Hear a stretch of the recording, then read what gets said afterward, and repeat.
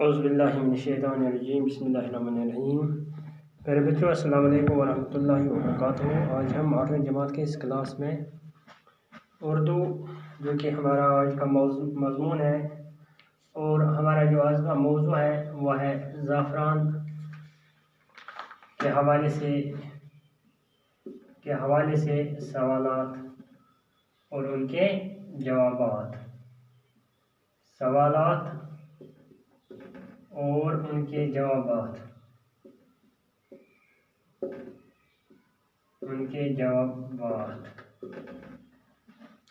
تو پیارے بچوں، آپ کو معلوم ہے کہ ہم نے زعفران کے پودے کے متعلق پڑھا ہے کہ اس کی کیا کیا خصوصیات ہے، تو یہ کتنا لمبا اونچا ہوتا ہے اور یہ کس سے مشابہ رکھتا ہے۔ تو اس حوالے سے ہم نے بات کی ہے کہ زعفران جو پودا ہے یہ پیاز کے پودے کے ساتھ مشابہت رکھتا ہے۔ تو اس کی جو اونچائی ہے وہ تقریباً 1.5 انچ یا 2 انچ کے برابر ہوتی ہے۔ تو اس کے علاوہ ہم نے یہ بھی پڑھا ہے کہ اس کو زعفران زار یعنی ہنسی مذاق کی محفل سے بھی تعبیر کیا جاتا ہے۔ تو جب ہم اس کے کھیتوں میں جاتے ہیں تو وہاں خود بخود ہنسی بھی آتی ہے۔ تو اس کے علاوہ اس کا زیادہ تر استعمال بادشاہ لوگ کرتے ہیں۔ تو اس کے علاوہ اس کو کھانوں میں بھی لوگ استعمال کرتے ہیں۔ تو اس کے لیے جو زمین ہوتی ہے وہ ڈھلواں زمین اس کے لیے درکار ہوتی ہے۔ جولائی اگست میں اس کے بیج کے بلب ڈالے جاتے ہیں، تو پھر 14 برس تک اس پر زیادہ محنت نہیں لگتی ہے۔ تو اس کے علاوہ اکتوبر میں اس کے پھول نکل آتے ہیں۔ تو اس کی پھر زعفران کی مختلف اقسام بنتے ہیں۔ تو ایک تو شاہی زعفران ہے، دوسرا مونگر ہے اور تیسرا اغچھا، یہ اس کی مختلف قسم ہے۔ تو آج ہم اس حوالے سے جو سوالات یہاں پر دیے ہوئے ہیں ان کے جوابات لکھنے کی کوشش کریں گے۔ یعنی جو کچھ بھی ہم نے پڑھا ہے زعفران کے حوالے سے اس سبق میں، تو اسی سبق سے متعلق ہم سے سوالات پوچھے جا رہے ہیں۔ تو ان سوالات کے میں نے یہاں پہ جوابات لکھے ہیں۔ تو یہ جو سوالات یہاں پر دیے ہوئے ہیں تو یہ صفحہ نمبر 99 پر ہے۔ 99 پر ہے، تو آپ اپنی کتابیں کھول سکتے ہیں۔ تو صفحہ نمبر 99 کو آپ دیکھیے جہاں پر یہ سوالات موجود ہیں۔ تو سب سے جو پہلا جو سوال ہے وہ یہ ہے، ہم سے پوچھا جا رہا ہے وہ ہے کس شاعر نے اپنی کتابوں میں زعفران کی جا بجا تعریف کی ہے۔ یعنی شاعر کا نام ہمیں لکھنا ہے، اس نے اپنی کتابوں میں یعنی زعفران کی جا بجا اس نے اپنی کتابوں میں تعریف کی ہے۔ تو ہم نے اس سے متعلق پڑھا ہے کہ وہ کون سا شاعر ہے۔ تو وہ جو شاعر ہے اس کا نام ہے کالیداس، یعنی کالیداس نے اپنی کتابوں میں زعفران کی جا بجا تعریف کی ہے۔ تو اس سوال کا یہی جواب ہے کہ کالیداس نے اپنی کتابوں میں زعفران کی جا بجا تعریف کی ہے۔ تو اس کا جو یہ دوسرا سوال ہم سے یہاں پر پوچھا جا رہا ہے وہ یہ ہے کہ کس پھول کو بادشاہوں کا پھول سمجھا جاتا ہے۔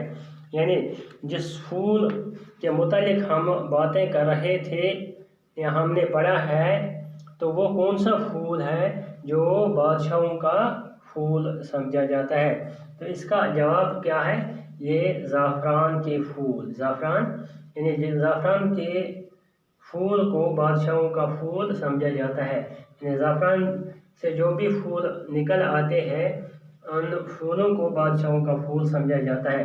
تو اس طرح اس سوال کا جواب یہ ہے کہ زعفران کے پھول کو بادشاہوں کا پھول سمجھا جاتا ہے۔ اس کے بعد تیسرا جو سوال ہے وہ یہ ہے، وادی کشمیر میں زعفران کی کاشت کہاں کہاں کی جاتی ہے۔ یعنی جو یہ ہماری وادی ہے جس کو ہم وادی کشمیر کہتے ہیں، تو آپ کو بتانا ہے کہ اس وادی میں زعفران کی جو کاشت ہوتی ہے وہ کہاں کہاں ہوتی ہے۔ یعنی ان جگہوں کا آپ کو नाम बताना है जहाँ पर ज़ाफ़रान की काश्त की जाती है।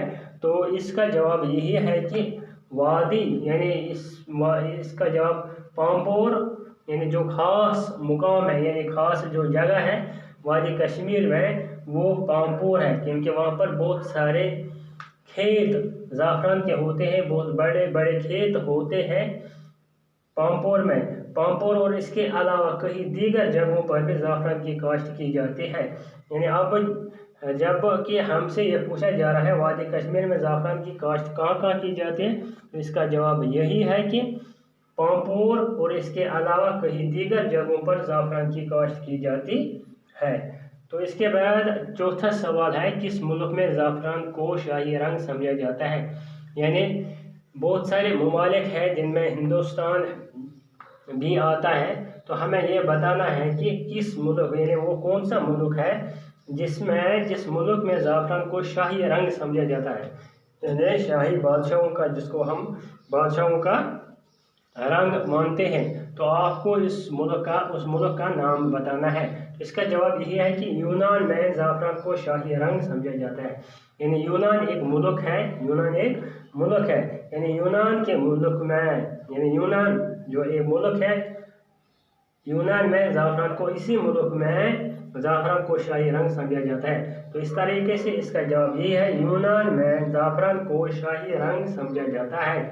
इसके बाद जो पांचवा और आखिरी सवाल यहाँ है वो ये है, ज़ाफ़रान की काश्त के लिए किस किस्म की ज़मीन दरकार है। यानी जब हम ज़ाफ़रान की काश्त करते हैं, जब हम ज़ाफ़रान का जो बल्ब, यानी बेच के बल्ब ज़मीन में डालते हैं, तो इसके लिए किस किस्म की ज़मीन दरकार होती है। तो इसका जवाब ये है, ज़ाफ़रान की काश्त के लिए ख़ास किस्म, यानी इसके लिए एक ख़ास किस्म की डलवा ज़मीन दरकार होती है। यानी इसके लिए, यानी ज़ाफ़रान की काश्त के लिए ख़ास किस्म की डलवा ज़मीन दरकार होती है। तो इस तरीके से हमने इन सवालात के जवाब लिखे हैं। पहला सवाल है वो ये है, किस शायर ने अपनी किताबों में ज़ाफ़रान की जावजा तारीफ़ की है। इसका जवाब है, कालिदास ने अपनी किताबों में ज़ाफ़रान की जावजा तारीफ़ की है। दूसरा सवाल, किस फूल को बादशाहों का फूल समझा जाता है। इसका जवाब है, ज़ाफ़रान के फूल को बादशाहों का फूल समझा जाता है। तीसरा सवाल है, वादी कश्मीर में ज़ाफ़रान की काश्त कहाँ कहाँ की जाती है। इसका जवाब है, पामपोर और इसके अलावा कई दीगर जगहों पर ज़ाफ़रान की काश्त की जाती है। इसके बाद, किस मुल्क में ज़ाफ़रान को शाही रंग समझा जाता है। तो यूनान में ज़ाफ़रान को शाही रंग समझा जाता है। इसके बाद, ज़ाफ़रान की काश्त के लिए किस किस्म की ज़मीन दरकार है। ज़ाफ़रान की काश्त के लिए ख़ास किस्म की डलवा ज़मीन दरकार होती है।